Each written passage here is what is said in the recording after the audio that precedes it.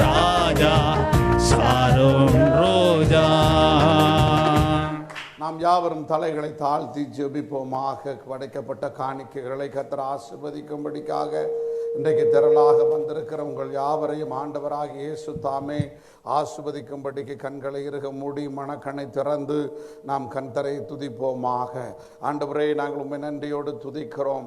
இந்த ஓய்வு நாளை பரிசுத்தமாய் ஆசரிக்க நீர் கொடுத்த கிருபைக்காக உமக்கு நன்றி சொல்கிறோம். ஆண்டவரே, இப்பொழுதும் தகப்பனே, ஒவ்வொரு பிள்ளைகளுடைய மன வாஞ்சைகளை நிறைவேற்ற நீர் போதுமானவராய் இருக்கிறீர். அதற்காக உமக்கு நன்றி சொல்லுகிறோம். இப்பொழுதும் சேனைகளின் கர்த்தர் ஒவ்வொருவருடைய மனக்கண்ணை திறப்பீராக. அவர்களுக்கு இருக்கிற விசுவாசம் கொழுந்து விட்டு எறிவதாக. அவர்களுக்கு இருக்கிற அன்பு, பரிசுத்தம், தியாகம், நற்சாட்சியின் ஜீவியங்கள் இப்பொழுது பெருகும்படிக்கு நாங்கள் ஜெபிக்கிறோம்ப்பா. உயிர்த்தெழுதலின் சாயல் இப்பொழுது உடைய பிள்ளைகளுக்குள் வருவதாக. கர்த்தாவே, உடைய மகிமையின் பிரசன்னத்தினாலே பர்வதங்கள் மெழுகு போல உருகும் என்றபடி இப்பொழுது ஒரு அற்புதம் நடக்கும்படிக்கு நாங்கள் ஜெபிக்கிறோம். இயேசுவின் ரத்தம் ஜெயம், ரத்தம் ஜெயம், ரத்தம் ஜெயம், ரத்தம் ஜெயம். உலகம் எங்கிலும் இருந்து பார்த்து கொண்டிருக்கிற இந்த நேரலையை பார்த்து கொண்டிருக்கிற என் அன்பு சகோதர சகோதரிகள் ஒவ்வொருவர் மேலும் உம்முடைய பிரசன்னத்தினால் உண்டாகிற அபிஷேகம் அவர்களை தொடும்படிக்கு நாங்கள் ஜெபிக்கிறோம்ப்பா. ஆண்டவரே, இயேசுவின் கரம் பாயட்டும். குறிப்பாக அந்த மதுரை பட்டணத்தின் மேலே, ஆண்டவரே, மாவட்டத்தின் மேலே, எங்கள் தமிழ்நாட்டின் மேலே கர்த்தருடைய கரம் அமர்கிறதுக்காக உமக்கு நன்றி சொல்லுகிறோம். ரட்சிப்பு, ரட்சிப்பு, ரட்சிப்பு கர்த்தரிடத்திலிருந்து வருகிறது. அப்படிப்பட்ட வேத வசனங்கள் நிறைவேறட்டும். இந்த மழை, இந்த தேவையில்லாத புயல் எல்லாவற்றையும் கர்த்தர் மாற்றி அமைக்க வேண்டும் என்று சொல்லி ஜெபிக்கிறோம். உம்முடைய கரத்தில் வாங்கி உம்முடைய கரத்தில் நாங்கள் ஒப்பு கொடுக்கிறோம். கர்த்தர் எங்களோடு தொடர்ந்து பேசுவீராக. கர்த்தாவே, உம்முடைய நாமத்தை மகிமைப்படுத்துவீராக. இயேசு இரட்சகர் நாமத்தில் கெஞ்சுகிறோம், ஜெபங்கேளும் பிதாவே. அல்லேலூயா. சத்தமா சொல்லுவோம் அல்லேலூயா. மகிழ்ச்சியோடு சொல்லுவோம் அல்லேலூயா. ஆண்டவராகிய இயேசு கிறிஸ்து நாமத்தில் உங்கள் யாவரோடும் ஆராதிப்பதிலே மிகுந்த சந்தோஷம் அடைகிறேன். பயங்கரமாக குளிர்கிறது. ஊட்டி கொடைக்கானல் மாதிரி நம்முடைய மதுரை பட்டணத்தில் இருக்கிற வெக்கையெல்லாம் ஆண்டவர் மாற்றி நல்ல ஒரு குழு குழுன்ற நிலைமையை கொடுத்துருக்கிறார். இது வரைக்கும் பரவாயில்ல. இதற்கு மேல் ரொம்ப குளுமையாக போச்சுன்னா அது என்ன ஆயிரும், தாங்க முடியாது. சளி காய்ச்சல் வரும். நீங்கள் சளி காய்ச்சல் நினச்சிக்கிட்டு தான் அது பிறகு கொரோனாவை மாறிடும். போச்சு, முடியாது. ஆனால் ஆண்டவர் அப்படி வரவிட மாட்டார். கையில் போய் தல்லே சொல்லுவோமாக. இன்னும் செபத்தை கூட்டுவோம், இன்னும் சோத்திர பலிகளை கூட்டுவோம். உயிருள்ள சாட்சியின் வாழ்க்கைக்காக நம்ம அர்ப்பணிப்போம். ஆண்டவர் நமக்கு பெரிய காரியங்களை செய்வார். ஹல்லேலூயா.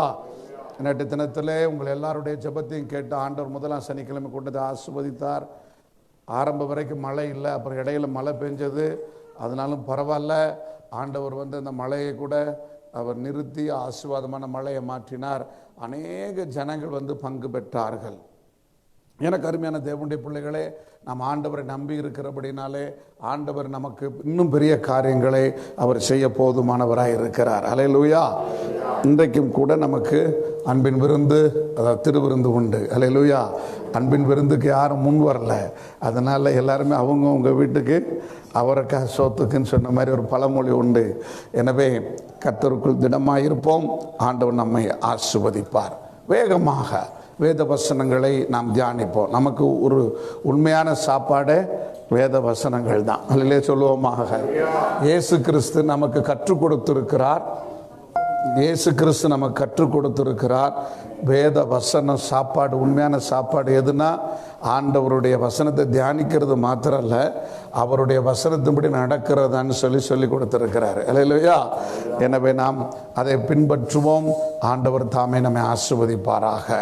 நமக்கு இந்த மாதம் ஆண்டவர் கொடுத்த வாக்குத்தத்த வசனங்களை நாம் வேகமாக வாசிப்போம். மத்தேயின் புஸ்தகம் 6ஆம் அதிகாரம் 26ஆம் வசனம். Matthew chapter 6 verse 26. ஆகாயத்து பறவைகளை கவனித்து பாருங்கள், ஆகாயத்து பறவைகளை கவனித்து பாருங்கள், அவைகள் விதைக்கிறதும் இல்லை, அவைகள் விதைக்கிறதும் இல்லை, அறுக்கிறதும் இல்லை, அவைகள் அறுக்கிறதும் இல்லை, களஞ்சியங்களில் சேர்த்து வைக்கிறதும் இல்லை, சேர்த்து வைக்கிறதும் இல்லை, அவைகளையும் உங்கள் பரமபிதா உங்கள் பரமபிதா பிழைப்பூட்டுகிறார்.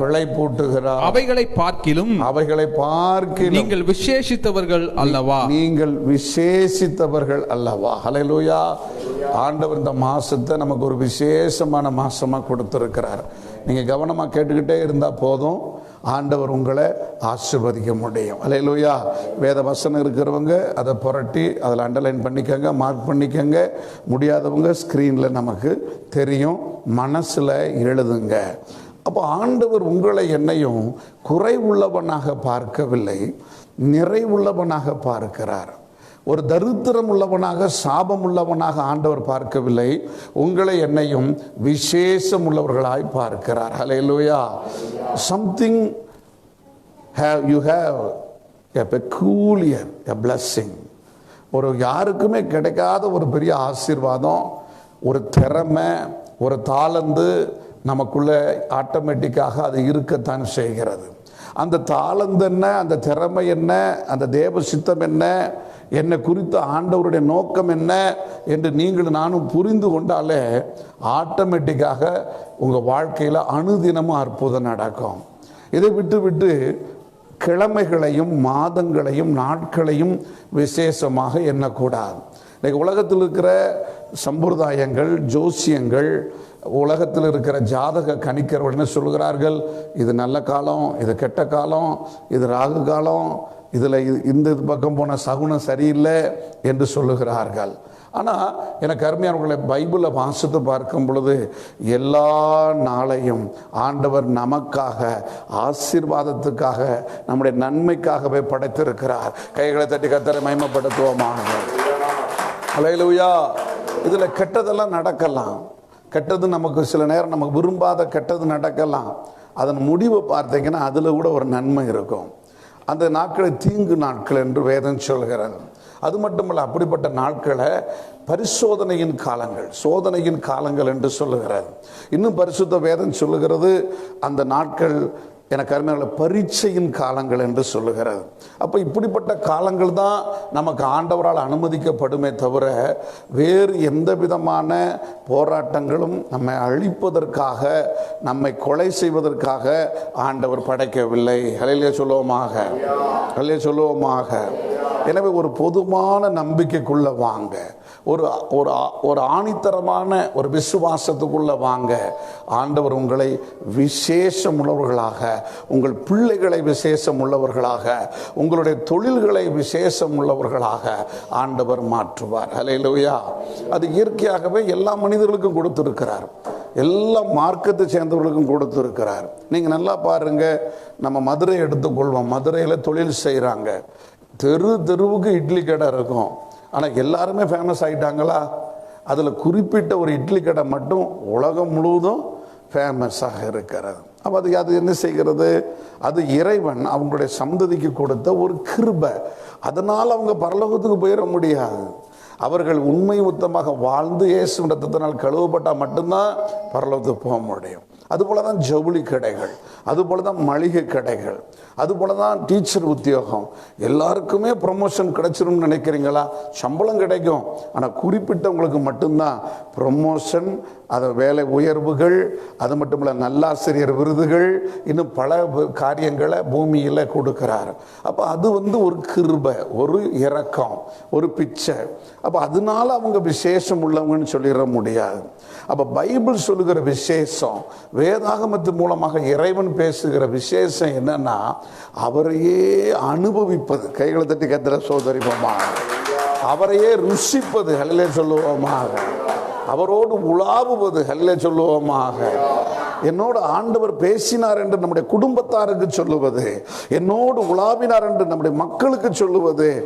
கஷ்டப்படுகிற இடத்துல போய் என்னை மாற்றின ஆண்டவர் உன்னையும் மாற்றுவார் என்று சொல்லுவது. ஹல்லேலூயா சொல்லுங்க, ஹல்லேலூயா சொல்லுங்க. அப்ப நீங்களும் நானும் விசேஷமானவர்கள்.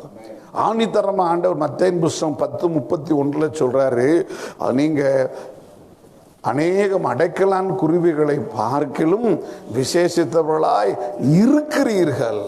முதலாவது சொன்னாரு பறவையை பாருங்கன்னு சொன்னாரு, எல்லா பறவையும் பாருங்கன்னு சொன்னார். மனுஷன் பார்த்தான், சில விஞ்ஞானம் உள்ள மனுஷன் பார்த்தான் எப்படி பறவை இறங்குது, எப்படி கூடு கட்டுது, எப்படி என்று சொல்லி எப்படி டேக் ஆஃப் ஏறுதுன்னு பார்த்து கடைசியில் விமானத்தை படைத்தாங்க.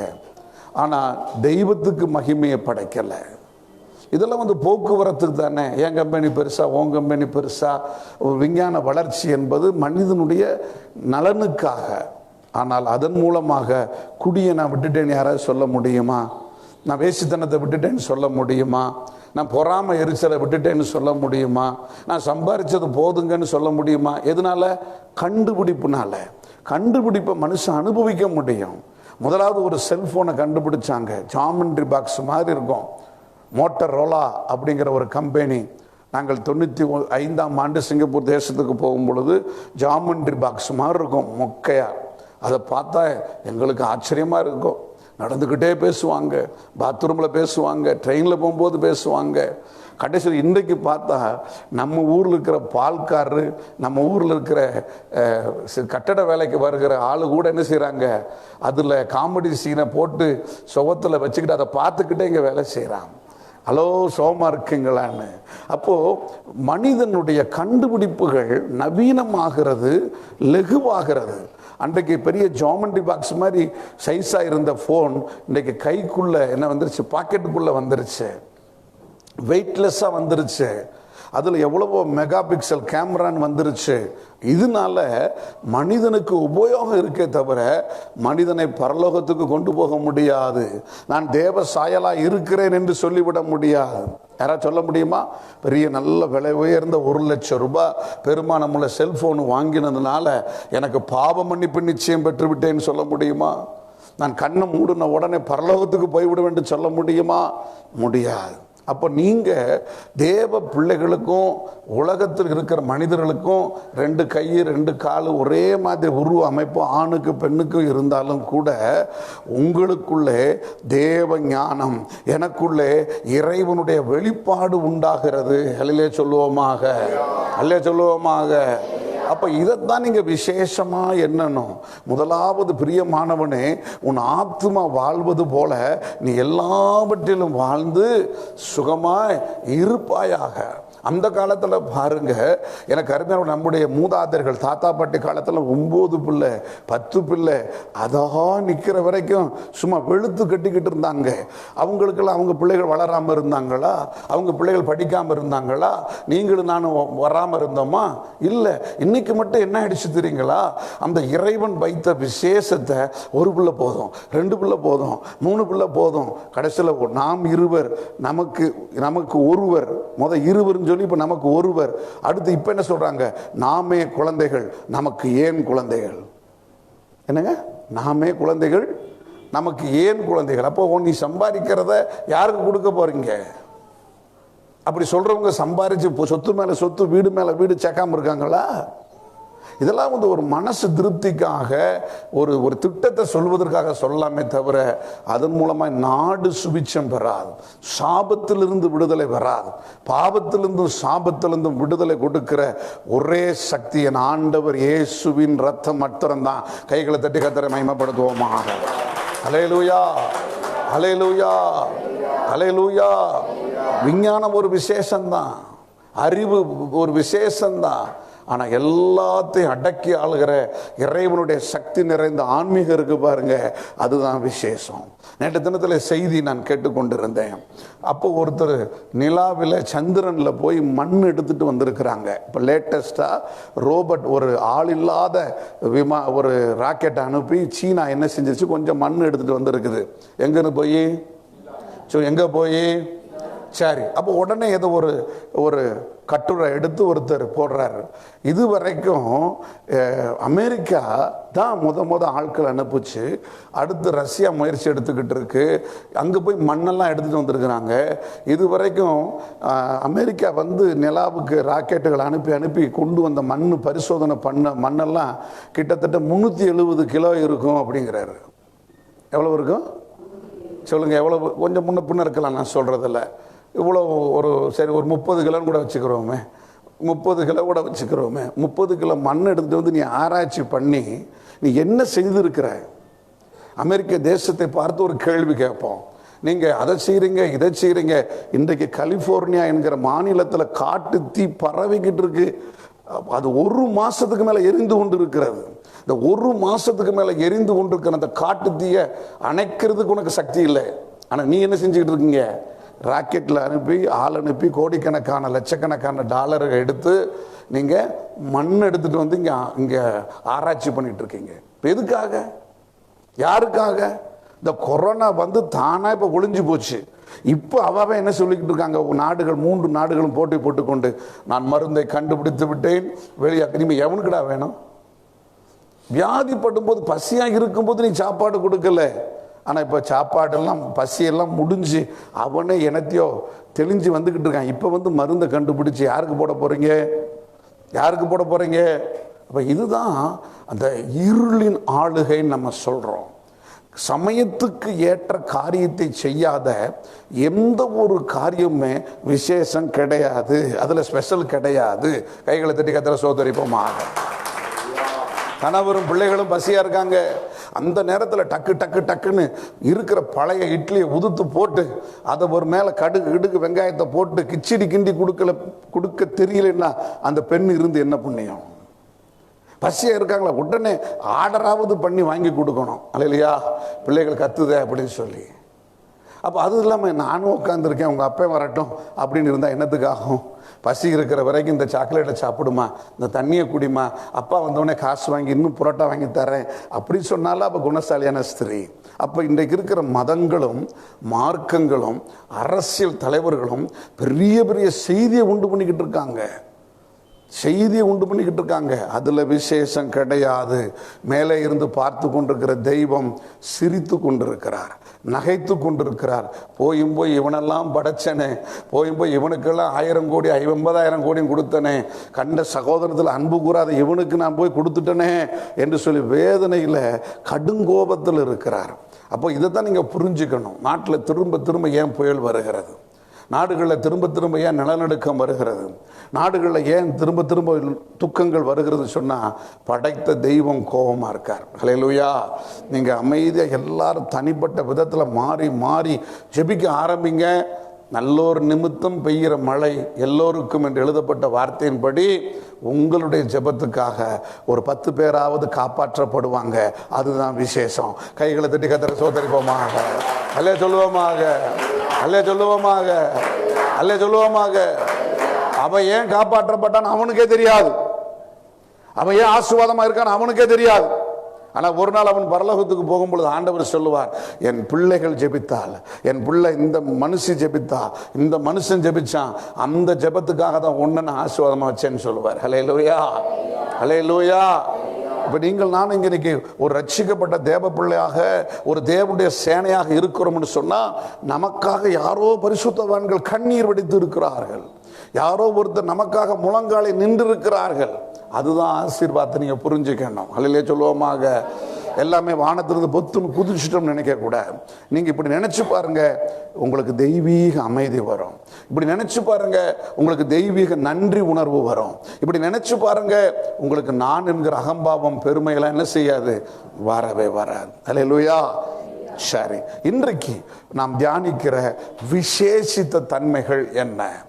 ஆண்டவராகிய இயேசு கிறிஸ்துவின் மூலமாக வானத்தையும் பூமியும் படைத்த தெய்வம், பரிசுத்த தெய்வம் உங்களுக்கு எனக்கு என்ன விசேஷம் கொடுத்துருக்கிறாரு அப்படிங்கிறது தான் நாம் தியானிக்க போகிறோம். நம்பர் 1, வேகமாக ரோமருக்கு எழுதின நிருபம் 3ஆம் அதிகாரம் 2ஆம் வசனத்தை 3ஆம் வசனத்தை வாசிக்க கேட்போம். Roman chapter 3 verse 2 and 3.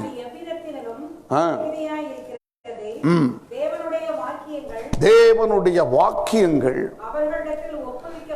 அவர்களிடத்தில் ஒப்புவிக்கப்பட்டது விசேஷித்த மேன்மையாமே.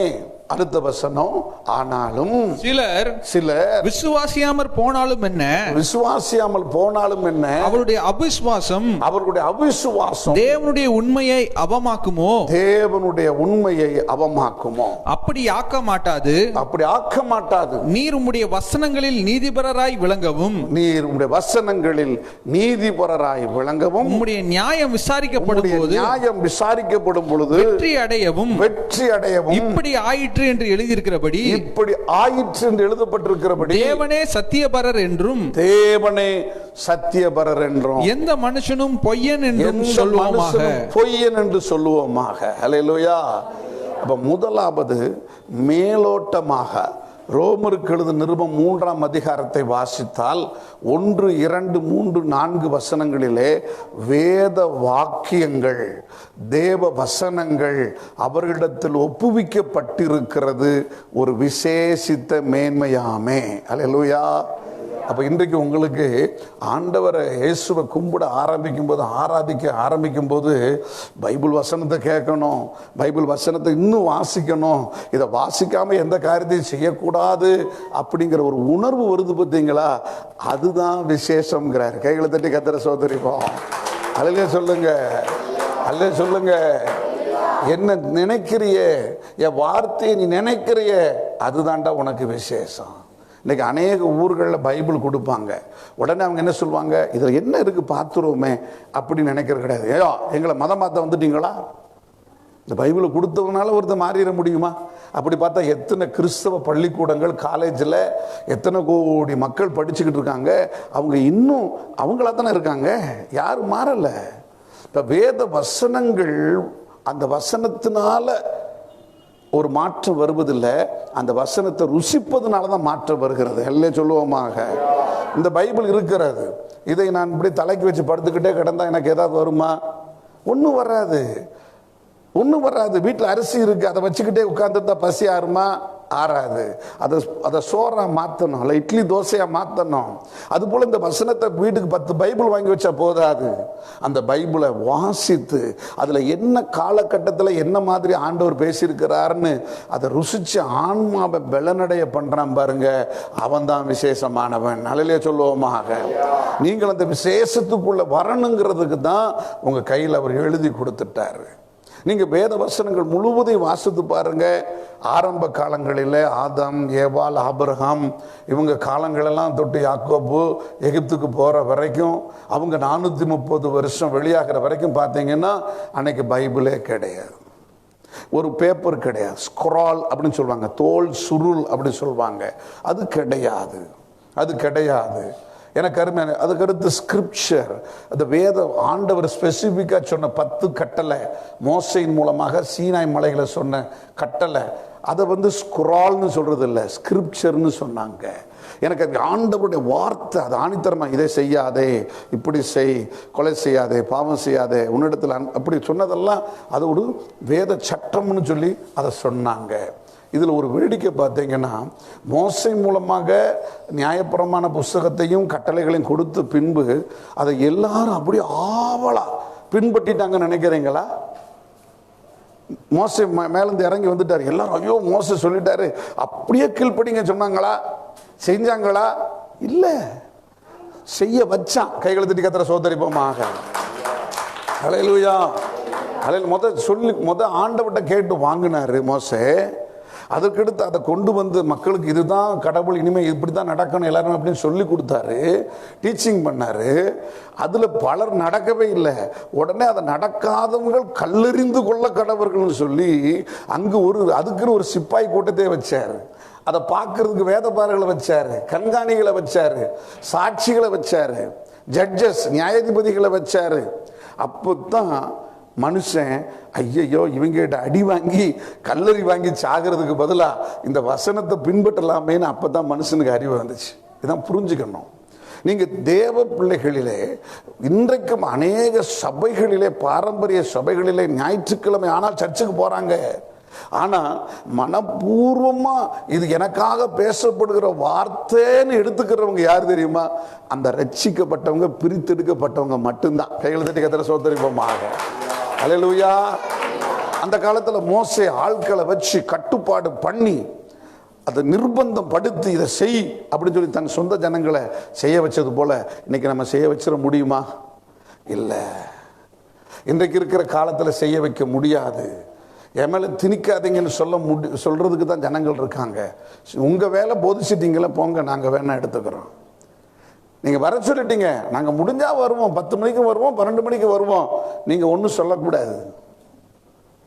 இன்னைக்கு இருக்கிற ஒரு ஃப்ரீ வில், ஒரு ஒரு ஒரு சுதந்திரத்தை தவறாக அட்வான்டேஜாக பயன்படுத்துகிற மக்களுக்கு விசேஷ நன்மைகள் வராது. நீங்கள் அதை மனப்பூர்வமாக இது என்மேல் விழுந்த கடமை என்று எடுக்கும் பொழுதுதான் விசேஷங்கள் தானா நடக்கும். அல்லே சொல்லுவோமாக, அல்லே சொல்லுவோமாக. இந்த ரோமருக்கு எழுதின நிருபம் 3ஆம் அதிகாரம் அந்த 2-3 வசனங்களை இப்ப கொஞ்சம் மேலோட்டமா வாசிக்காம அதை உள்ள போய் அது என்னத்துக்காக அப்போஸ்தலனாகிய பவுல் ரோமருக்கு எழுதினாரு அப்படின்னு வாசிக்கும் பொழுது அங்கு வேதம் சொல்கிறது, வேத வசனங்கள் அது யாருக்கு ஒப்பு கொடுக்கப்பட்டது? இஸ்ரவேலர்களுக்கு முதலாவது ஒப்பு கொடுக்கப்பட்டது. இஸ்ரவேலில் பலர் அதை கேட்கவில்லை. அந்த 9ஆம் வசனத்தை வாசிப்போம். ரோமர் 3:9. ஆனாலும் என்ன, ஆனாலும் என்ன, அவர்களை பார்க்கிலும் நாங்கள் விசேஷித்தவர்களா, எவ்வளவேனும் விசேஷித்தவர்கள் அல்ல, யூதர் கிரேக்கர் யாவரும் பாவத்திற்கு உட்பட்டவர்கள் என்பதை முன்பு திருஷ்டாந்தப்படுத்தினோமே. அந்தபடியே நீதிமான் ஒருவனாகிலும் இல்லை. போதும். எனக்கு அருமையான தேவனுடைய பிள்ளைகளை பார்த்தீங்களா? மொத்த இந்த வேதம் அப்படிங்கிற வசனம் அல்லது இந்த பிரமாணம் அப்படிங்கிற காரியம் யாருக்கு வருதுன்னு சொன்னா இஸ்ரவேலர்கள் மூலமாகத்தான் பூமிக்கு வருது. அப்போ அதுக்கு முந்தைய வேதம் இல்லையா? இருந்துச்சு. அது பழைய எழுத்துக்கள்ல இருந்தது, பழைய தமிழ்ல இருந்துச்சு. அது யாருக்குமே என்ன செய்ய முடியல, படிக்க முடியல. இன்னைக்கு கல்வெட்டுகளில் எத்தனையோ ரகசியங்கள் இருக்கு, படிக்க முடியுதா? ஓ, இதெல்லாம் கல்வெட்டுங்க, ரொம்ப பழைய வருஷத்துல உள்ளதுங்க, ரைட்டு. அதை வச்சு என்ன செய்ய முடியும்? இன்னைக்கு என்ன செய்ய முடியும்? ஓ, இது ரொம்ப புராணமா, ரொம்ப பூர்வீகமானது அப்படிதான் சொல்ல முடியும். அதை வச்சு என்ன செய்ய முடியல, வாசிக்க முடியல. அதை வச்சு என்ன செய்ய முடியல, மற்றவங்களுக்கு பிரசனங்கம் பண்ண முடியல. அதை வச்சு என்ன செய்ய முடியல, கை நீட்டி ஜெபம் பண்ணி ஒரு வியாதிக்காரனை சுகமாக்க முடியல, ஒருத்தருக்கு ஆலோசனை கொடுக்க முடியல. அப்ப அது பிரயோஜனம் இல்லை. அப்ப இன்றைக்கு உங்களுடைய வாழ்க்கை எப்படிப்பட்ட வாழ்க்கையாக இருக்கிறது? உங்களுடைய வாழ்க்கைக்குள்ள இந்த வேத வசனம், இந்த வாக்கியங்கள் அது உள்ள வந்துருச்சுன்னா கண்டிப்பாக அது உங்களுக்கு பிரயோஜனமா இருக்கும். அடுத்து உங்க குடும்பத்துக்கு அது பிரயோஜனமா இருக்கும். அல்லே சொல்லுவோமாக, அல்லே சொல்லுவோமாக. தெய்வம் மதத்தை படைத்து ஜனங்களை பிரிக்க வரவில்லை. தெய்வம் ஜனங்களை எதை வச்சு பிரிச்சார் தெரியுமா? பாஷைகளை வைத்து தான் பிரித்தார், மொழி. ஏனென்றால் இவர்கள் எல்லாம் ஒன்றாய் இருந்தார்கள். ஆதியாகமம் 11ஆம் அதிகாரம் மிக தெளிவாக சொல்கிறது, ஜனங்களெல்லாம் ஒன்றாக இருக்கும் பொழுது அந்த மன்னன் நிம்ரோத் என்கிற மன்னன் மூலமாக வானத்துக்கு போகும்படிக்கு ஒரு பெரிய கோபுரத்தை கட்டினாங்களாம். அதுக்கு பேர் பாபேல். யோசிச்சு பாருங்க, இப்படி சுத்தி சுத்தி சுத்தி சுத்தி ஏறி மேலே போனாங்களாம். இவன் வாழ்க்கை பூரா காலைல எந்திரிக்க வேண்டியது, அங்கே சோறு ஆக்க வேண்டியது, சாப்பிட வேண்டியது, கல்லை தூக்க வேண்டியது, மண்ணை தூக்க வேண்டியது. இவன் கட்டி கட்டி மேலே போன, எதுக்குடா இதை கட்டுறீங்க அப்படின்னு கேட்கல. அப்படி கேட்டவங்களுக்கு சொன்ன, நம்ம மேலே போய் கடவுள் எங்கே இருக்காருன்னு பார்க்கணும்டா. அல்ல இல்லை சொன்னாங்களா? மேலே போய் கடவுள் எங்கே இருக்காருன்னு பார்க்கணும். அடுத்து எதுக்கே கட்டுறீங்க? நமக்கு பேர் இருக்கிறதுக்காக கட்டுறோம். அங்கே வசனம் தெளிவாக இருக்கு, நமக்கு பேர் உண்டாக்குவோம். எனக்கு பேர் உண்டாக்கணும். இப்படி ஒரு மன்னன் இருந்தான். அந்த மன்னன் காலத்தில் இந்த அடிக்கல் நாட்டப்பட்டுச்சு. இன்னைக்கு அதான் நடந்துக்கிட்டு இருக்கு. பூரா இன்னைக்கு அடிக்கல் நாட்டுறதுதான். பணம் இருக்குதோ இல்லையோ, இந்த கட்டடத்தை கட்ட போறான், அந்த கட்டடத்தை கட்ட போறான், இப்படி கட்ட போறான், அப்படி கட்ட போறான். எப்ப இப்ப இருக்கிற கட்டடம் பத்தலையா? இங்க மனுஷங்க நாட்டில் வேலை இல்லாமல் தெரிகிறான், தொழிற்சாலை இல்லாமல் தெரிகிறான். இவங்க போய் உட்காந்து பேசுறதுக்கு கட்டடம் கட்டுறாங்களாம். நாடாளுமன்ற கட்டத்தை கட்ட போறோம், சட்டசபையை கட்ட போறோம். கடைசியில் அது பூரா கொரோனா வாடா கிடக்கு. இப்போ வந்த கொரோனாவுக்கு தான் அது பயன்பட்டுச்சு. இப்போ இதெல்லாம் எதுக்குன்னு தெரியுங்களா? இந்த ஆட்சியில் இப்படி செய்தோம் அப்படி சொல்லி பேர் உண்டாக்குறதுக்கு. இதைத்தான் நம்ம பாபிலோனின் ஆவி, பாபேலின் ஆவி. இங்க ஒரு வீடை கட்டணும், தப்பு கிடையாது. நீங்க ஒரு தொழிற்சாலை உண்டு பண்ண தப்பு கிடையாது.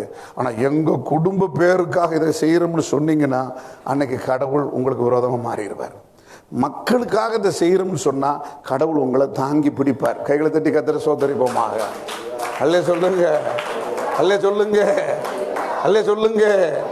அப்ப கடவுள் என்ன நினைச்சாரு? பைபிள் சொல்றதை நான் அப்படியே சொல்லுகிறேன். இவங்கெல்லாம் ஒரே பாஷையில் இருக்கிறதுனால தான் இந்த மாதிரி தேவையில்லாத வேலையை செய்கிறாங்க. பாஷைகளை பிரிப்போம். அப்போ அந்தந்த மொழிக்காரன், அந்தந்த பாஷக்காரன் வரட்டும்னு சொல்லி செய்தாங்க. ஹல்லேலூயா. என் அன்புக்குரிய தேவனுடைய பிள்ளைகளை, தயவாக உங்களுக்கு சொல்லுகிறேன், உங்களுக்குள் வேத வசனங்கள் கொடுக்கப்பட்டது, உங்களுக்குள்ளே வேத அறிவு கொடுக்கப்பட்டது, உங்களுக்குள்ளே ரட்சிப்பு கொடுக்கப்பட்டது உங்களுக்கு பேர் உண்டாக்குவதற்கு அல்ல, தேவனுடைய ராஜ்யத்தை கட்டுவதற்கு. கைகளை தட்டி கத்திர சோதரிப்போமா. அல்லையிலே சொல்லுங்க, அல்லையிலே சொல்லுங்க, அல்லையிலே சொல்லுங்க. சர்வ வல்லமையுள்ள தேவ ஆவியானவர் இன்றைக்கு வந்திருக்கிறார். ஆமென். ஏசியை போடுங்க, எனக்கு ஒரு ஃபேன் போடுங்க. எனக்கு அருமையான தேவனுடைய பிள்ளைகளே, இதை நீங்க நன்றாக புரிந்து கொள்ளுங்க. இன்றைக்கு கர்த்தர் உங்களுக்கு கொடுத்திருக்கிற வேத வசனங்கள், உங்களை நம்ப பண்ணின வேத வசனங்கள், எந்த வசனத்தை வச்சு உங்களை ரட்சித்தாரு? நீ இக்கட்டிலும் துன்பத்தில் இருந்து ஜெபிக்கும் போது திடீர்னு உங்க மைண்ட்ல, உங்க ஆத்மாவில் ஒரு வசனம் பிளாஷ் ஆகுது பாருங்க. ஒரு வசனம் திடீர்னு உங்களுக்குன்னு சொன்னது போல வருது பாருங்க. அந்த வசனத்துக்கு என்ன மதிப்பு கொடுத்துருக்கிறீங்க? மாதம் மாதம் உங்களுடைய ஊழியக்காரர் மூலமா உங்களுக்கு வாக்குத்தத்த வசனம் கொடுக்குதே, அதை எனக்காக கொடுக்கப்பட்டது நம்பி இருக்கீங்களா? நீங்க நம்பலன்னு சொன்னா அதுல ஒரு விசேஷமும் கிடையாது. நீங்க அதை அபியாசம் பண்ணலன்னு சொன்னா ஒரு நன்மையும் உங்களுக்கு வரவே வராது. யாரை போல? இஸ்ரவேல் மக்களை போல. இஸ்ரவேல் கோத்திரத்துக்குள்ளே முதலாவது மோசே வச்சு நியாயப்பிரமாணம் கொடுக்கப்பட்டது. அதே இஸ்ரவேலின் வம்சம் பாருங்க, தெளிவா இருக்கு. மத்தேயு புத்தகம் 1 அதிகாரத்தை வாசிங்க. இதிலிருந்து இதுவரைக்கும் 14 தலைமுறை, இவனிடத்திலிருந்து இவன் வரைக்கும் 14 தலைமுறை, இவனிலிருந்து இதுவரைக்கும் 14 தலைமுறை.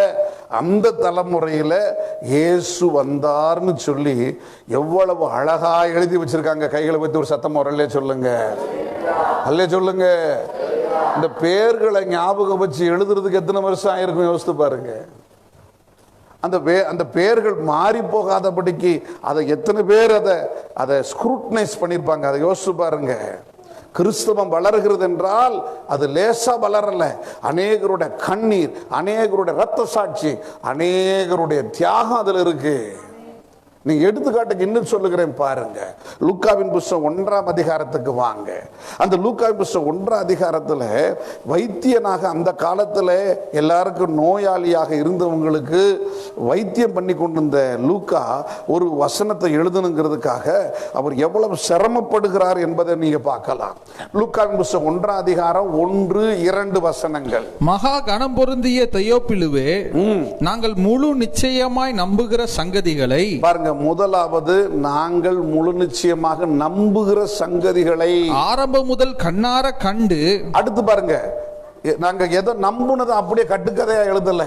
ஒரு ஊர்ல ஒரு ராஜா, ஒரு ஊர்ல ஒரு பாட்டி வடை சுட்டா அப்படி எழுதல. நாங்கள் நம்புகிறத ஆரம்பம் முதல் கண்ணார கண்டு வசனத்தை போதித்தவர்கள் எங்களுக்கு ஒப்புவித்தபடி அவைகளை குறித்து சரித்திரம் எழுத அநேகம் பேர் ஏற்பட்டபடியினால், சரித்திரம் எழுதுவதற்கு அநேகர் ஏற்பட்டபடியினால், ஆதி முதல் எல்லாவற்றையும் திட்டமாய் விசாரித்து அறிந்த. அண்டர்லைன் பண்ணிக்கங்க, ஆதி முதல் திட்டமாய். சொல்லுங்க, ஆதி முதல் திட்டமாய். அப்ப முழு நிச்சயமா நம்பணும். அடுத்து கண்ணார கண்ட அந்த சாட்சிகளுடைய வாயிலிருந்து வர்ற பிறப்பை கேட்கணும். மூன்றாவது, நிறைய பேர் எழுதினாலும் நீ எழுதுறதுல ஒரு உண்மை இருக்கணும், ஒரு விசேஷம் இருக்கணுங்கிறதுக்காக நீ என்ன செய்யணும்? திட்டமா விசாரிக்கணும். அல்லையா சொல்லுங்க? எந்த ஒரு காரியத்தை விசாரிக்கணும். அதனால தான் பாருங்க, ஒவ்வொரு கோர்ட்ல ஒவ்வொரு தீர்ப்பு சொல்றதுக்கு ஜட்ஜுகள் உடனே இன்னைக்கு விசாரிச்சு நாளைக்கு தீர்ப்பு சொல்றது கிடையாது. இதை விசாரிச்சியா, அதை விசாரிச்சியா, அந்த கீ கோர்ட் என்ன சொல்லுச்சு, அந்த மே கோர்ட் என்ன சொல்லுச்சுன்னா கேட்கிறாங்க. அப்போ பைபிள் வசனங்கிறது சும்மா வரல. எனக்கு அருமையான தேவனுடைய பிள்ளை, உங்க கையில் அப்படி லேசா யாரோ ஒருத்தர் கொடுத்துட்டதுனால வரல. இந்த இருக்கிற அழியாத வேத வசனங்கள் இந்த இடத்துல எழுதப்பட்டிருக்கிறது. எப்படி எழுதப்பட்டிருக்கிறது? முழு நிச்சயமாய் நம்பப்பட்டவர்களாலே, அடுத்து கண்ணார கண்டவர்களாலே, அடுத்து விசாரிச்சு, எந்த ஒரு ஊர்ல சம்பவம் இருந்துச்சுன்னா அந்த ஊருக்கே லூக்கா போயிட்டார். அல்ல சொல்லுவோமாக. அப்போ வாழ்க்கை எப்படி தியாகம் பண்ணியிருக்கான் பாருங்க. இன்றைக்கு ஒவ்வொரு தொல்லியல் துறை ஆராய்ச்சி அப்படித்தான், மிருகங்களை பற்றி ஆராய்ச்சி அப்படித்தான். எனக்கு அருமையான தேவனுடைய பிள்ளை, நீங்கள் எளிமையாக பாடத்தில் நீங்கள் படிக்கிறீங்க. இந்த மீன் இப்படி இருக்கும், அந்த மீன் இப்படி இருக்கும், இந்த சிங்கம் இப்படி இருக்கும், இந்த புலி இப்போ தான் இவருன்னு படிக்கிறீங்க. ஆனால் அதை போய் ஆராய்ச்சி செஞ்சவன் அந்த காட்டுக்குள்ளேயே கடந்து அந்த புலியின் சுவாபம் என்ன, அந்த மீனுடைய சுவாபம் என்ன, எத்தனை மாதத்துக்கு ஒருக்க முட்டை போடும், எல்லாத்தையும் அவன் கண்டுபிடிக்கிறான்ல. அதே போலதான், அதை விட பரிசுத்தத்தோடு கூட தன் வாழ்க்கையில சாவே வந்தாலும் அந்த சாவை இந்த ஆராய்ச்சி பணி நிற்கக்கூடாதுங்கிறதுக்காக இன்னொருத்தனை ஏற்படுத்தி விட்டு செத்து போயிருக்கிறார்கள். கையில் தட்டி கத்திர சோதரிப்போமாக, அல்ல சொல்லுவோமாக, அல்ல சொல்லுவோமாக. நீங்க என்னடானா பைபிளை வாசிக்கிறதே கிடையாது, ஆண்டவரோடு பேசுவது கிடையாது, ஜெபம் பண்ணுவது கிடையாது, வெறுமனே சோத்திரமும் நன்றி பலிகளை மட்டும் சொல்லிக்கொண்டே இருக்கிறீர்கள். வேத வசனங்களை முறைப்படி வாசிக்கணும். வேத வசனங்களை அட்லீஸ்ட் வருஷத்துக்கு ஒரு முறையாவது வாசித்து முடிக்கணும். ஆண்டவர் உங்களை தட்டி எழுப்பி இந்த வசனத்தை வாசிக்கணும், அதை வாசிக்கணும். என் வாழ்க்கையில் நான் அப்படித்தான் வாசித்து இருக்கிறேன். ஆண்டவர் அறியாதவனா இருந்தேன். புதிய ஏற்பாடு எங்க கையில கொடுத்தாங்க. வீட்டுக்கு போய் மத்தேயு 1 அதிகாரத்தை வாசிச்சேன். அது எனக்கு விளங்கவே இல்லை. என்ன ஏன் விளங்கல? இவன் அவனை பெற்றான், அவன் இவனை பெற்றான், அவன் இவனை பெற்றான்னு போட்டுருந்துச்சு. நேர கொடுத்த எங்க போதகர்கிட்ட போயிட்டேன், பாஸ்டர்கிட்ட. என்னையா அது? பைபிளாயா அது? இது கடவுள் வார்த்தைன்னு கொடுத்துருக்க. ஆம்பளை என்னைக்கு அப்போ குழந்தை பெற முடியும்? குழந்தைய கொடுக்க தான் முடியும். இவன் அவனை பெற்றான், அவன் இவனை பெற்றான் போட்டு எழுதி வச்சிருக்கு. இது ஒரு பைபிளா? இது ஒரு கடவுளுடைய வார்த்தையான்னு கேட்டேன். அவர் சொன்னார், இல்லை தம்பி, இது யூதர்கள் எழுதி வச்சது அப்படியே வச்சிருக்கிறாங்க. அந்த அவன் அப்படி சொன்னா அதுக்குள்ள அவளும் அடக்கம். கைகளை தட்டி கத்திர சோதரிப்போமாக. ஆமென். அவன் பிள்ளை பெற்றான் என்று சொன்னா அவன் மனைவி தான் பெத்தா. அது வம்ச வரலாறு சொல்றதுக்காக அப்படி குறிச்சு வச்சிருக்காங்கப்பா. நீ அதை விட்டுயா, அதுக்கு அடுத்து மற்றதை படிச்சு பாரு அப்படின்னாங்க. அப்பதான் புரிந்து கொண்டேன். அல்லேலூயா. கூடவே நம்ம அப்பதான் எனக்கு ஒரு எண்ணம் வந்துச்சு. கோழிக்கறி சாப்பிட்றோம், சாப்பிடும்போது கடிக்கக்கூடிய எலும்பை கடிச்சு முழுங்கிடுறோம். சின்ன மிச்ச எலும்ப சொல்லுங்க, அதை போட்டு கடிச்சு நாய் வந்து கூட தூணு துப்பிட்டு போயிடும். நம்ம அதுக்கு பார்த்து எலும்புல ஒரு சின்ன சதை கூட விட மாட்டான், கடிச்சு போடுறது. அந்த வெளியே போட்ட உடனே நாய், ஏண்டா இதுக்கு எதுக்குடா எனக்கு போட்ட? அந்த நாய் நம்மளை பார்த்து கேட்க, இதுல கொஞ்சம் கொழுப்பு மிச்சம் வச்சு போடக்கூடாதா? அதை கூட சுரண்டி எடுத்து போட்டிருக்க அப்படின்னு சொல்லி நாய்க்கு வாய் இருந்தா கூட சொல்லிட்டு போயிடும். அப்ப எலும்பு வேண்டாம், விதண்டாபாதம் வேண்டாம், புரட்டு வேண்டாம். உனக்கு பிடிக்காத பகுதியை விட்டு பிடிச்ச பகுதியாவது வாசி. கையில தட்டி கத்திர சோதரிப்போமாக, அல்லே சொல்லுவோமாக, அல்லே சொல்லுவோமாக. எனக்கு சில சொல்லுவாங்க, வேத பைபிளை திறந்தாவே நல்லா தூக்கம் வருது பிரதர். ஆமா, அப்ப என்ன செஞ்சீங்க? தூக்கம் வரலைன்னா பைபிளை திறப்பேன். எங்க பிடிக்கிறான் பாரு. அல்லேலூயா. தூக்க மாத்திரைக்கு பதிலாக பைபிளை பயன்படுத்துறான். இப்ப எனக்கு அருமையான தேவனுடைய பிள்ளைகள் இவங்க ரட்சிக்கப்பட்டு என்ன புண்ணியம்? எனக்கு தூக்கம் வரல பிரதர், அதனால எடுத்து லூக்கா 1 அப்படி சொல்லும்போது 2ன்னு சொல்லும்போது 3ன்னு சொல்லும்போது பைபிள் மேலே படுத்துருவேன் பிரதர். இன்றைக்கு யாரோ சிலர் இந்த தப்பை பண்ணிக்கிட்டு இருக்கீங்க. நல்ல முதலாவது கண்ணு கெட்டுதா, சின்ன எழுதா இருக்குது பைபிள், அதனால கண்ணை டெஸ்ட் பண்ணுங்க. பவர் கூடி இருக்கா, பவர் கூடலையான்னு டெஸ்ட் பண்ணி கண்ணாடியை போட்டுட்டு அதுக்கப்புறம் என்ன செய்யணும்? உங்களால் முடிஞ்ச அளவு வாசிக்கணும். சரி, வாசிக்க முடியாத நிலைமை இருக்கா?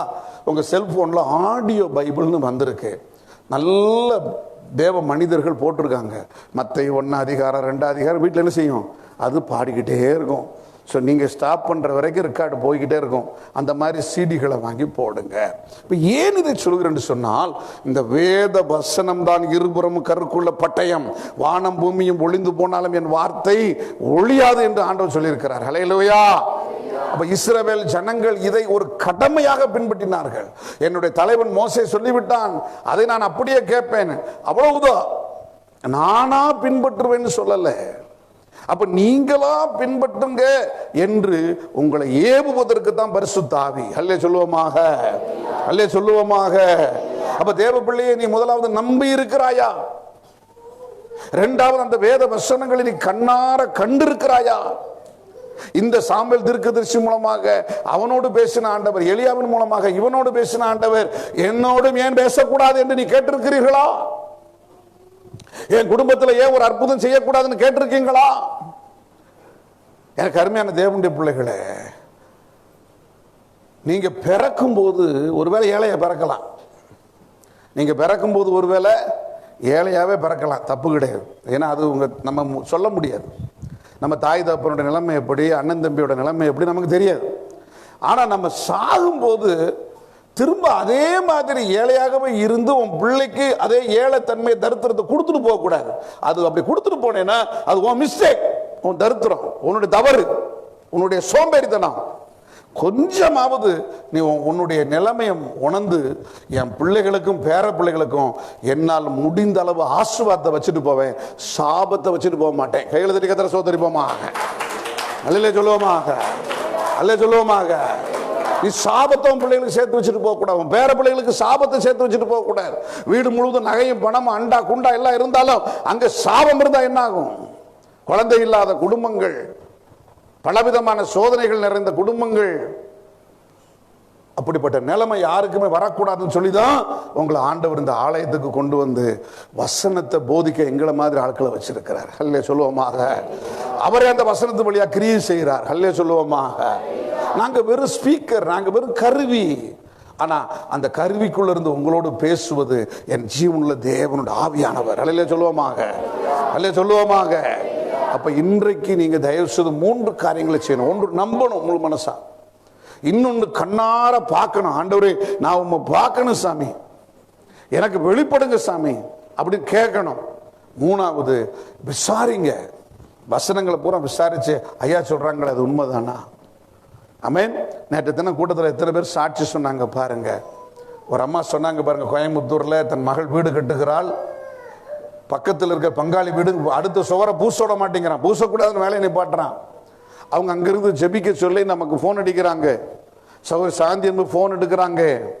ஜெபம் பண்ணி முடிச்சு நாங்களும் ஜெபிக்கிறோம், நீங்களும் ஜெபம் பண்ணுங்க, கோபமாக பேசாதீங்க, பங்காளிமார்களோடு சந்தோஷமா இருங்க அப்படின்னு சொல்லும்போது அடுத்த நாள் பக்கத்து வீட்டுக்காரங்க பூசக்கூடாதுன்னு சொன்னவங்களே வந்து வேகமாக பூசி முடிங்கிறாங்க. கையில் தட்டி கத்திர சோதரி போமாக, அல்ல சொல்லுவோமாக, அல்ல சொல்லுவோமாக. அப்ப இங்க ஒரு மாற்றத்தை கொடுத்தது யார்? அதுதான் ஜெபம். இந்த ஜெபம் யாரை நோக்கி எடுக்கப்படுகிறது? படைத்த தெய்வத்தை நோக்கி எடுக்கப்படுகிறது, காக்கிற தெய்வத்தை நோக்கி எடுக்கப்படுகிறது, அழித்து நிர்வாகம் பண்ணுகிற தெய்வத்தை நோக்கி எடுக்கப்படுகிறது. அங்கிருந்து என்ன செய்கிறார்? அவர் தம்முடைய ஆவியை அனுப்புகிறார். அல்லேலூயா சொல்லுவோமாக. எங்க அனுப்புறாரு? எதிரிகளின் கூட்டத்துக்குள்ள அனுப்புறாரு, கல் மனசுக்குள்ள அனுப்புறாரு. அங்கிருந்து பதில் வருது. கரங்களை வைத்து அல்லே சொல்லுவோமாக, அல்லே சொல்லுவோமாக. அப்ப இந்த ஜெபத்துக்குரியவர்கள் எப்படி இருக்கிறார்கள்? வேத வசனங்களின்படி இருக்கிறார்கள். அல்லையா சொல்லுங்க. வேத வசனத்தை கேளாதவனுடைய ஜெபம் அருவருப்பு. எனக்கு அருமையான தேவனுடைய பிள்ளை, வேத வசனத்தை கேளாமல், வேத வசனத்தின்படி நடக்காமல், வேத வசனத்தின்படி கிரியை செய்யாதவனுடைய ஜெபம் அருவருப்புன்னு வேதம் சொல்லுது. அல்லையா சொல்லுவோமாக, அல்லையா சொல்லுவோமாக. அப்ப இன்றைக்கு நீங்க தயவு செய்து ஒரு காரியத்தை புரிஞ்சு கொள்ளுங்க, வேத வசனங்களுக்கு முக்கியத்துவம் கொடுங்க, இறைவனுடைய வார்த்தைக்கு முக்கியத்துவம் கொடுங்க, அந்த வார்த்தையின்படி நடப்பதற்கு முக்கியத்துவம் கொடுங்க. ஹல்லேலூயா. இந்த வார்த்தையை தான் எனக்கு அருமையானவர்களை 2 வகையா பிரிக்கிறாங்க. ஒன்று பொதுவான வார்த்தை, இன்னொன்று தீர்க்கமான வார்த்தை. ஹல்லேலூயா. கர்த்தரை நம்புகிறவனோ செழிப்பான். அப்போ எல்லாரும் நம்பலாம், அது பொதுவான வார்த்தை. ஆண்டவர் உங்களுக்கு குறிப்பிட்டு சொல்றாரு, குறிப்பிட்டு இதை செய்யுங்கிறாரு. அதுக்கு பேர் தான் தீர்க்கமான கரெக்டான வார்த்தை. அதை லோகோஸ் என்றும், எனக்கு அருமையான தேவனுடைய பிள்ளை ரேமா என்றும் சொல்கிறார்கள். அப்போ பைபிள் எத்தனை வார்த்தை இருக்கு? பொதுவாக எல்லாருக்கும் பேசுகிற வார்த்தை இருக்கு, நம்மோடு பேசுகிற வார்த்தை இருக்கு. அல்லே சொல்லுவோமாக. எதிரிகளோடு பேசுகிற வார்த்தை இருக்கு. அல்லே சொல்லுவோமாக. இப்போ எடுத்துக்காட்டுக்கு நான் சொல்லுகிறேன், அமெரிக்காவில் ஒருத்தர் வெள்ளைக்காரர் தான், அவரும் பிறப்பால கிறிஸ்தவர் தான், ஆனால் இயேசுவை நம்ப மாட்டார். அவர் ஒரு பெரிய சினிமா டைரக்டர் உள்ள. எனக்கு அருமையான தேவனுடைய பிள்ளை, அவர் என்ன சொன்னார், இந்த சினிமாவை பார்த்தா எல்லாரும் கெட்டு போகிறாங்க, நான் டைரக்டர் இருக்கிறதுனால நான் என்ன செய்ய போகிறேன், ஒரு படம் எடுக்க போகிறேன். என்ன படம்? இயேசுவை பற்றி படம் கிடையாது, இயேசு கிறிஸ்து வாழ்ந்த காலத்தில் இருந்த ஒரு ராஜாவுடைய வாழ்க்கையை பற்றிய படம். அதை எடுத்து இயேசு கிறிஸ்து மனுஷன்தான், இயேசு கிறிஸ்து சிலுவையில் அறையப்பட்ட குற்றவாளி தான் என்று ஒரு கால சரித்திரத்தை தேடுறார், அநேகரை தேடுறார். இப்போ இயேசுசாமி காலத்தில் வாழ்ந்த ஒரு மனுஷன், ஒரு ராஜா வீட்டு கதை, அந்த ராஜாவுடைய கதை எடுத்தால் அதுதான் பென்ஹர்.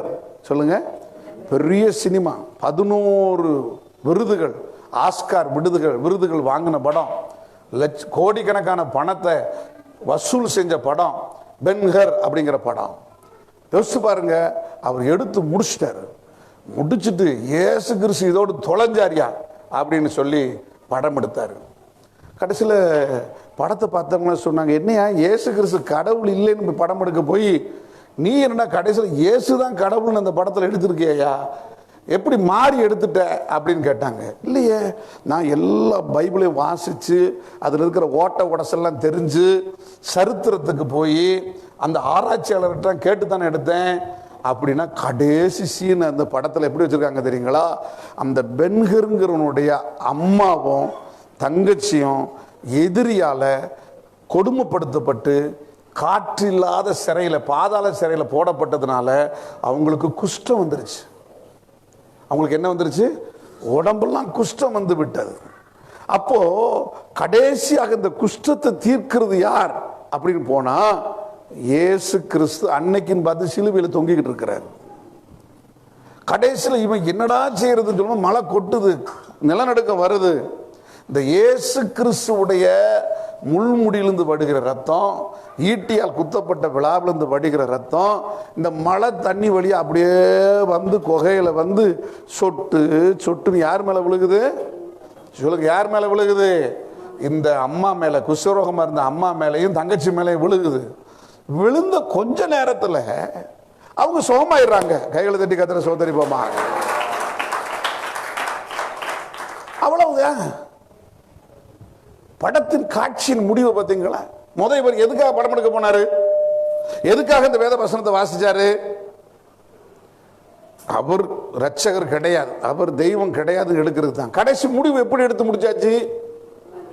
ஆமா, அவர் மூலமா தான், அவருடைய ரத்தத்தின் மூலமா தான் சுகம்னு எடுத்து முடிச்சாச்சு. என்ன செய்யறது? படத்தை வெளியிடணுமே. வெளியிட்டுட்டாங்க, சரி போ, நடந்து தொலையிட்டு இனிமேல் நஷ்டமாயி போயிடும் அப்படி வெளியிட்டா படம் பிச்சுக்கிட்டு ஓடுது.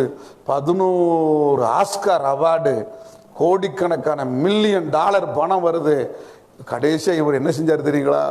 முழங்கால் போட்டு இயேசுவே ரட்சகர், இயேசுவே தெய்வம்னு சொல்லி தன் வாழ்க்கையை ஒப்பு கொடுத்தார். அப்போ இந்த வேத வசனங்களில் இருக்கிற பொதுவான கருத்தா இருந்தாலும் சரி, தனிப்பட்ட விதத்தில் இருந்த கருத்தா இருந்தாலும் சரி, அதன் மூலமாக உனக்கு ஒரு நன்மை உண்டு. அல்லே சொல்லுவோமாக, அல்லே சொல்லுவோமாக. எந்த இடத்திலிருந்து நீங்க இதை கேட்டுக்கொண்டிருந்தாலும் சரி, நடக்காத காரியங்களை ஆண்டவர் நடத்தி கொடுப்பார். எப்பொழுது நீ அவருக்காக ஒப்பு கொடுத்து அவருடைய வழியில் நடக்கும்போது, எப்பொழுது தேவ பிள்ளைகளாகிய நீங்கள் உங்களுடைய வாழ்க்கையை அந்த வசனத்துக்காக மாற்றி ஏன் மூலமா பிறருக்கு ஒரு இடரல் இருக்கக்கூடாது என்று நீ நினைக்கும் போது, என் மூலமாக யாரும் கெட்டு போகக்கூடாதுன்னு நினைக்கணும். அல்லே சொல்லுங்க, அல்லே சொல்லுங்க, அல்லே சொல்லுங்க பார்ப்போம். ஒரு காய்கறி கடை அல்லது ஒரு பால் கடை வச்சிருக்காரு ஒருத்தர், பால் கடைனே பேசுவோம். அவர் நல்லா இன்னைக்கு பால் வாங்கிட்டாரு. இன்னைக்கு பால் லிட்டர் எவ்வளவு சொல்லுங்க? 54 ரூபாய். சரி, 60 ரூபான்னு வச்சுக்குவோம். அடமழை பெய்யுது, இப்போ எங்கேயுமே பால் கிடைக்கல. பால் கொடுங்க பால் கொடுங்கன்னு போறாங்க. உடனே அந்த வியாபாரி என்ன சொல்றாரு, ஆடுறா சக்க, நமக்கு லக்கி பிரைஸ், எவன்டையுமே பால் கிடையாது, ஆனா என்கிட்ட மட்டும் தான் ஸ்டாக் இருக்கு. ரைட். அடுத்த உடனே அவருக்குள்ள இதை மக்களுக்காக கொடுக்குன்ற என்ன வருதா, அவர் என்ன சொல்றாரு, 100 ரூபா 54 ரூபாய் 60 ரூபாய்க்கு விற்க வேண்டிய பாலை என்ன செய்யறாரு வியாபாரி, சொல்லுங்க, 100 ரூபாய்க்கு விற்கிறாரு. அவருக்கு பணம் வந்து இப்ப சேர்ந்துருச்சு. அவர் சொல்றாரு, ஓ என்னுடைய வியாபார தன்மையில பகவான் எனக்கு கண்ணை திறந்துட்டாரு அப்படிங்கிறாரு. அந்த பகவான் மேலிருந்து பார்க்கிறவர் என்ன சொல்வாரு, இவர் புத்திசாலின்னு சொல்வாரா, இவன் மூடன்னு சொல்வாரா? உலகத்தின்படியே பார்த்தா உலக மக்கள் சொல்லுவாங்க இவனுக்கு ஒரு யோகம்யா அப்படின்வாங்க. ஆனா மேல இருந்து பார்க்கும்போது இறைவன் வேத வசனங்களின்படி பார்க்கும்போது சொல்வாரு, நீ என் ஜனங்களை ஏமாற்றினாய், என் ஜனங்களை ஏமாற்றி நீ கொள்ளையடித்தாய், எனவே உனக்கு இப்படிப்பட்ட தண்டனை உண்டு என்று சொல்லி அந்த அதிகமான கொள்ளைக்கு வித்த அந்த மனிதருடைய வாழ்க்கையை அந்த காலகட்டத்தில் எல்லாரும் பாராட்டினாலும் அதற்கு அடுத்து வருகிற காலகட்டத்தை பார்த்தீங்கன்னா அவர் அதுக்கு ஏற்றபடி செலவழிச்சிட்டு கோர்ட்டு கேஸு ஆஸ்பத்திரின்னு செலவழிச்சிட்டு தான் உயிர் போகும். இல்லை வரைக்கும் என்ன செய்யாது, உயிர் போகாது. நீங்கள் இப்போ என்ன போய் பாருங்க, கால சரித்திரத்தில் பாருங்க, ஐசியூவில் போய் பாருங்க. இன்னைக்கெல்லாம் எனக்கு அருமையாக பெரிய பெரிய ஆஸ்பத்திரியில் ஐசியூ. சமீபத்தில் பாருங்க, ஒரு டாக்டர் பையன், அவங்க அம்மாவுக்கு நல்ல ஒரு மனுஷி கோர்ட்டில் வேலை பார்க்குறாங்க. அந்த அம்மா வந்து எப்போ பார்த்தாலும் எல்லாரையும் பார்த்தோன்னே, ஐயா கடவுளை நம்புங்கய்யா, உண்மையாக இருங்கய்யான்னு சுவிசேஷம் சொல்லுவாங்க. இந்த இப்போ இருக்கிற கொரோனா காலத்துலையும் கோர்ட்டில் வேலை பார்த்தாலும் உண்மையாக இருப்பாங்க. கடைசியில் அம்மாவுக்கு மகனுக்கு சண்டை. என்னன்னு கேட்டால், இனி நீ வெளியே போய் சுவிசேஷம் சொல்லக்கூடாது அப்படின்னு அம்மாக்காரிய மகன் சொல்கிறாரு. சரி, ஏன்னு சொல்கிறாரு, ஊரெல்லாம் கொரோனா வந்துக்கிட்டு இருக்குமா, நீ பாட்டுக்கு போய் எல்லாருக்கும் போய் பேசிக்கிட்டு போயிட்டு வந்துக்கிட்டு உனக்கும் கொரோனா வந்துடும். இல்லை வந்தா என்னடா, எனக்கு வராதுடா, என் கூட ஏசாமி இருக்காரா, நீ சொல்லுவ, உனக்கு வந்துருச்சுன்னா என்னடா செய்யறது, 15 லட்சம் ரூபாய் எடுத்து வச்சுட்டு நீ போ ஏசுநாதரை பற்றி சொல்றதுக்குங்கிறாரு. என்னன்னு கேட்டா, இன்னைக்கு பிரைவேட் ஆஸ்பத்திரியில் ஒரு ஆளு போய் கொரோனா அந்த மருத்துவத்துக்கு உள்ள போயிட்டு வெளியே சுகமாகி வந்தாருன்னா குறைஞ்சது 10 லட்சத்திலிருந்து 15 லட்சம் ரூபாய் பில்லு வந்துருது. யார் சொல்றது, டாக்டர் பையன் சொல்றாரு. அப்ப இவருடைய கணிப்பு என்ன, ஐயோ எங்க அம்மாவுக்கு கொரோனா வந்து செத்து போயிருவாளேன்றது இல்லை, ஐயோ எங்க அம்மா பென்ஷன் வாங்கி சேர்த்து வச்சுக்கிற 15 லட்சம் போயிருமே. ஏம்மா நான் டாக்டருமா, நான் ஊசி போடுறேம்மா, கவலைப்படாதம்மா, இந்தந்த மருந்தை சாப்பிட்டுக்கம்மா, இந்தந்த கஷாயத்தை குடிமா, ஆனால் அதிகமாக போய் அலையாதம்மா, அப்படி பேசினாலும் அவன் ரசிக்கப்பட்டவன். அப்போ இதுக்கு இவங்க கிறிஸ்தவ வீடு, நல்லா புரிஞ்சுக்குங்க. அப்போ வேத வசனத்தை வாசிக்கும் பொழுதுதான் உங்களுக்கு உள்ளிருந்து விசுவாசம் நம்பிக்கையும் பெருகும். அல்லேலூயா சொல்லுவோமாக, அல்லேலூயா சொல்லுவோமாக. தேவனுடைய வார்த்தைகள் சாட்சிகளை கேட்கும் போதுதான் உங்களுக்கு, ஓஹோ இவங்களுக்கு இந்த அக்காவுக்கு இப்படி அப்படி அற்புதம் நடந்துட்டா, அப்ப எனக்கு இவர் செய்ய வல்லமை உள்ள தெய்வம். அல்லேலூயா. அப்ப இதை நீங்கள் புரிந்து கொண்டால் இன்றைக்கு இந்த வேத வசனம் உன் கால்களுக்கு தீபமாக இருக்கும். இந்த வேத வசனம் உன் கண்களை தெளிவிக்கிற தேனிலும் மதுரம் உள்ளதாக இருக்கும். இந்த வேத வசனத்தின்படி நீ நடக்க ஆரம்பிக்கும் போது எனக்கு அருமையானவர்களே, மேய்ச்சலான செழுமையான காரியத்தை நீ காண்பாய். இந்த வேத வசனத்தை வச்சு நீ புரட்டி கொண்டு, வேத வசனத்தை ரட்சிப்பு, ஆன்மீக காரியங்கள், தியாகம், இதை நீ வச்சு இதை விட்டுட்டு புரட்டிக்கிட்டு இருந்தீங்கன்னு வச்சுக்கோங்க. இந்த வேத வசனத்தை வச்சு நிறைய பேர் நீ கள்ள உபதேசம் பண்ணிக்கிட்டு இருக்காங்க. ஜனங்களுடைய ஆத்மாவுக்காக வேலை செய்யாம தங்கள் வயிற்றுக்காகவும் ஸ்தாபனத்துக்காக வேலை செஞ்சுட்டு இருக்காங்க. அதுவும் அசுத்த ஆவிதான், அதுவும் வஞ்சிக்கிற ஆவிதான். யோசித்து பாருங்க. இந்த கொரோனா வியாதி வந்து எனக்கு அருமையான நான் செய்தியிலே பார்த்ததை சொல்லுகிறேன். இஸ்லாமிய சகோதரர்கள் தைரியமாக இந்த கொரோனாவில் அடக்கம் பண்ணப்பட்டவங்க எல்லாம் அநாத பணமா இருக்காங்களே அப்படின்னு சொல்லி இவங்க எடுத்துட்டு போய் அடக்கம் பண்ணாங்களா பண்ணலையா? இல்லை ஹலோ அல்லையா வரமாட்டேங்குதா? பண்ணாங்களா பண்ணலையா? சாட்சி இருக்கா இல்லையா? சரி, எந்த இந்து அமைப்பும் வரல, அவங்களையாவது விட்டுருவோம். ஏன் ஒரு கிறிஸ்தவ அமைப்பு ஏன் வரல? ஏன் ஒரு கிறிஸ்தவ அமைப்பு போய் ஒரு கொரோனா வியாதியில பாதிக்கப்பட்ட குடும்பத்துக்கு உதவி செய்யல? உதவி செஞ்சதா நீங்க ஒரு சாட்சியை காட்டுங்க பார்ப்போம். அப்படிப்பட்ட ஒரு கேடுகட்ட கிறிஸ்தவ தலைவர்களுக்கு ஏன் பணம் அனுப்புறீங்க? பணத்தை பதுக்கி வைத்துக் கொண்டிருக்கிற பிஷப்மார்களுக்கு, பாஸ்டர்மார்களுக்கு என்னையும் சேர்த்து தான். ஒருவேளை என்கிட்ட பணம் இருந்து நான் அதை சரியான வழியிலே ஏழைகளுக்கு மற்றவர்களுக்கு செலவழிக்காம இருந்தா நானும் சாத்தானின் பிள்ளை தான். அல்லேலூயா சொல்லுங்க, அல்லேலூயா சொல்லுவோமாக. ஆண்டவர் இயேசுவோட வசனம் என்ன சொல்லுது? உனக்கு நன்மை செய்ய திராணி இருக்கும் பொழுது அதை செய்ய தக்கவர்களுக்கு நீ செய்யாமல் இருந்தால் உனக்கு ஐயோன்றார். கண்ட சகோதரத்தில் அன்பு கூறாதவன், ஆமா 10 லட்சம் 10 கோடி நீ கொடுக்க வேண்டாம். உங்க வீட்டில் ஒரு 10 கிலோ அரிசி இருக்கு, பக்கத்தில் யாரோ ஒருத்தங்க சாப்பிடலாம் இருக்காங்களா, உங்களுக்கு 2 கிலோ போதும், உங்களுக்கு 3 கிலோ போதும், மீதி இருக்கிற 2 கிலோவை எடுத்து அவனுக்கு கொடு. அப்படி கொடுக்கலன்னா சர்ச்சு பக்கமே வராத. சர்ச்சுக்கு வந்து என்ன புண்ணியம்? சர்ச்சுக்கு வந்து நானும் கிறிஸ்தவன் சொல்லி நெஞ்சிலையும் கழுத்துலையும் தங்க சிலுவையும் வெள்ளி சிலுவையும் போட்டதுனால் ஒரு பிரயோஜனம் கிடையாது. அல்லேலூயா. பக்கத்தில் ஒருத்தன் பசியோடு இருக்கும் பொழுது அவனுக்கு கொடுத்துட்டு வந்துதான் நம்ம இங்கே தேவனுடைய பந்தியில பங்கு பெறணும். வேத வசனம் அப்படித்தான் சொல்லுகிறது. உனக்கும் சகோதரனுக்கும் வழக்கு இருக்குமானால் நீ எனக்காக காணிக்கை கொண்டு வரும்போது அந்த காணிக்கை நீ அங்கேயே வச்சுட்டு போய் உன் அண்ணனோட தம்பியோட பேசிட்டு ஒப்புரவாகிட்டு வந்து நீ காணிக்கப்படி. அல்லேலூயா சொல்லுவோமாக. அப்போ நம்மகிட்ட ஏன் இவ்வளவு கட்டுப்பாடா ஆண்டவர் பேசுறாருங்க? எதுக்கு பேசுறாருங்க? நீங்க விசேஷமானவங்களா, அவருடைய பிரதிநிதிகளா வரணும் தானே பேசுறாரு.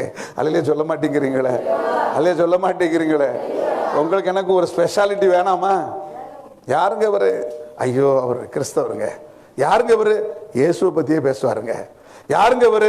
தன்னால முடிஞ்ச அளவு அவர் நல்ல தான தர்மம் பண்ணுவாருங்க. அல்லேலூயா. காயினுக்கு அதுதான் சொல்லப்பட்டது, நன்மை செய்தால் உனக்கு மேன்மை இல்லையோ. மேன்மையை விரும்புறவங்க எத்தனை பேர் அல்லே சொல்லுங்க. என் குடும்பத்துக்கு ஒரு மேன்மை வரணும்னு சொல்றவங்க அல்லே சொல்லுங்க. வேணாமா? கை வைத்து அல்லே சொல்லுங்க. உங்க குடும்பத்துக்கு உங்க பிள்ளைகளுக்கு ஒரு மேன்மை வர வேண்டாமா? கை வைத்து சத்தம் ஒரு அல்லே சொல்லுங்க. அப்ப நன்மை செய்யணும். அல்லே சொல்லுங்க, அல்லே சொல்லுங்க. இந்த நல்ல வேளையிலே சேனைகளின் கர்த்தர் உங்களை விசேஷம் உள்ளவனா மாற்றுகிறார். யூதர்களுக்கு அந்த வந்த மேன்மை அப்படியே புறஜாதி மக்களுக்கு வந்துருச்சு. இப்ப முடிச்சிருவோம்.